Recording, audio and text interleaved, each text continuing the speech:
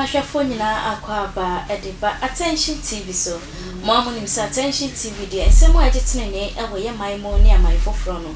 eno na ye boaboa no ne asone se project so shunsi ede abedan ya hwefo sa wonti bo ho mode asa obedi channel no ho adanse ede akere afofro odi channel no ho adanse ede akere afofro na wo mu kra no o like o share na wo subscribe to our YouTube channel adomebu ono aboso sene beya bibiara ede beto no na oye kanea unsa ebeka uko YouTuber Attention TV ewo ho no mo afi so no uko ye Facebook Attention Tvgh ewo ho bo ho mode ansa woni obusuafo nyina breni abra no nyina yankwa ye source na obetumi enya information papa ewo na obusuafo me hye me nsam ase ede afa enne dey emma ya ba nkwala ya ba ai ye chese ye mubu wo hono ma ye ni so ade ye mu ade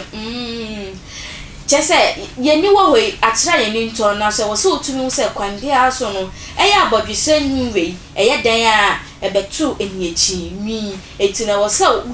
didie eni obuo ema obibiara ese efata no enkane no na nka wo ya akwalampo na wo se openi ebre osonyama na se wabra eyade a obeje nyama no ede akwakoja no kwan na peni na kase nyame nhira na nden na mafo aya ba ebeka cha wo se mede kokrampo a o ma mehwe emo no krampo beka cha wo se ma we bra o di ko nyina no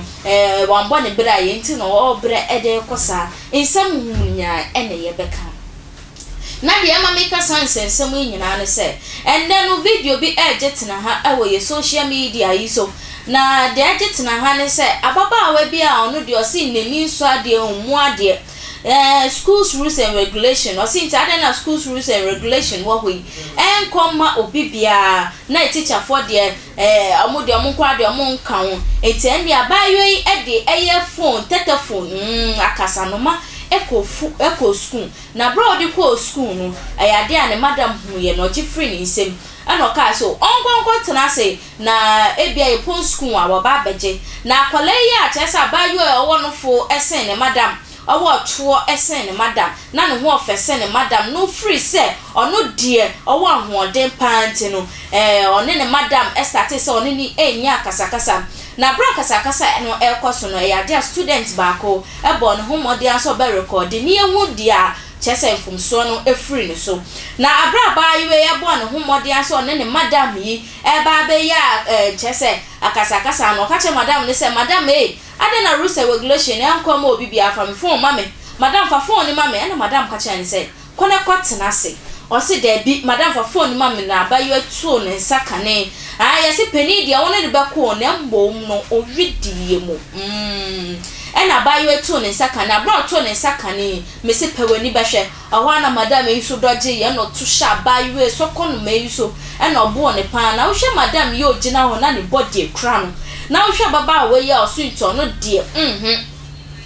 owa nwodin to betumi ne madam akunto no de okwakoto twede kane enti okwakoto twede kane na madam yetu sha baba we yiso and the bro beatings be what pewani behwe obu ababa we pa ma no ho sepe ni ye na abro obu ababa we no otumu se madam yiso de madam kranyama emayo ayaba ma mefo ayaba nembre na mafo ayaba yempe anda we hye dross kra ye mubu on ma se de okafra yempe dross hye na de ye na ma se de to dangling and bangling na ekoba se ya na madam wu ko school wan hye pioto madam ko school me say wan hye pioto na branka kwa isi ya madam bu ababa we ana ndi chese otsena baba we yuso ni nike ya na ne skirt hye ni eye ketwe bi utumu se madam so ni pioto ya wa hye Jerry John Rollins dey bi da bi akwakọ hye yi ya no mfo de ya be munsam ne de mpacha mo fenche mbata wo se me kan be sesitie no o hye trumu pants ntin madam ni tu nyina egu ho no oti student yi so na ne skirt ni nyina bubu akwakọ go no so me se pewani behwe fekeke ebusi afọ me si fekeke na madam yi bu ababa we na de obu ababa we ya santena so de ne nsai mehwe madam yi se ya oba kese pa no de ne nsai si ababa we nenim pa na obi etiem se yemfre teacher fo ne mbra na wan hwe ababa we pa de also on no tona on pesa on ni penny bi yi ya no kra na nam so ma eye chese mpenfo school mpenfo ama police for abasanse nsem yi mum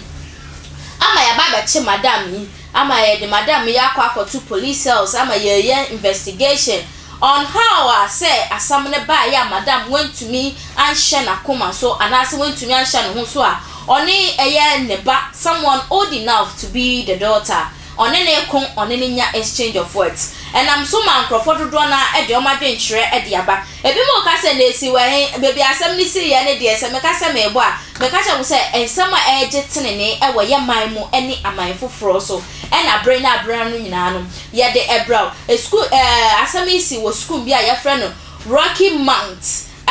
senior high ewo Nigeria memu e na asam no esi ewo na in some way dear and I'm so man croford do a omo share sa videos yi omo de omo adwenkyere e de aba ansa na me kon croford adwenkyere so no kai social media handles ni nyina no obebo ohomode ansa obe like wa share wa comment e we video ni so e Facebook Attention TV GH uko YouTube so Attention TV e wo subscribe to our YouTube channel adomebu wo boso se na be ya bibi biara e beto no ona aya kane ya on sabeka enkrofo bi de o ma dwenkyere de aba ka se and then brain na mafa ya ba ye mu ade madam no wabo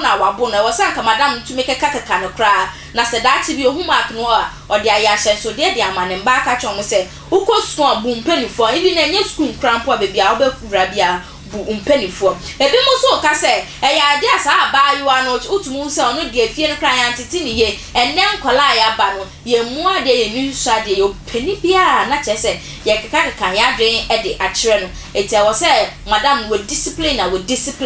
ebi mo so ka se na police mo ba che madam ye de ayeden akora no mo ade na se madam na etenetene na police ma be che madam na de akwakotum akola ni din dia mo afa amba na madam ni din dia mo pesa mo de beto abonten so ya so ye mpini de biara da ebi mo so ka se ababa wa de aye ne kwara so ano wono madam okwa na because madam fo aba no dodo na se so be kom crampo no na ye school boy bi hu no moko eti wabu na wabu no